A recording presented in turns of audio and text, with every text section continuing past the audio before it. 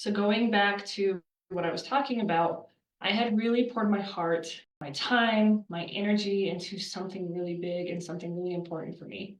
I showed up fully, I went all out, I led with faith, and I did everything that I knew how to do. Make sure you like and subscribe and grab your own personalized roadmap in the description.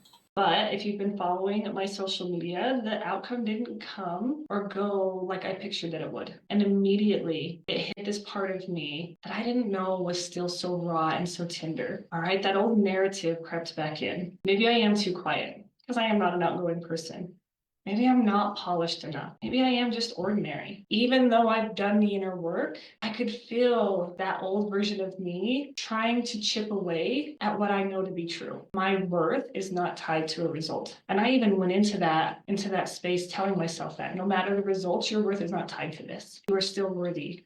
You are amazing for showing up in this space. So, where we're going with this tonight is, why does this happen? Why, even after doing the work on ourselves, after really putting the work in to believe in our value, to believe in our worth, to build our confidence, and just really speaking truth over ourselves, do those old beliefs creep back in? Something just from my reading and from what I'm seeing and what, like the research I've done, something I've come to understand is that your brain's number one job is not your happiness. It's simply your survival. Survival does not come from bold moves. It doesn't come from taking risks. It doesn't come from standing out. It comes from what's safe and what's familiar, and from playing it safe and from staying small. So the moment you start stepping towards something that's going to stretch you and grow you outside of your comfort zone, that fear kicks in, right?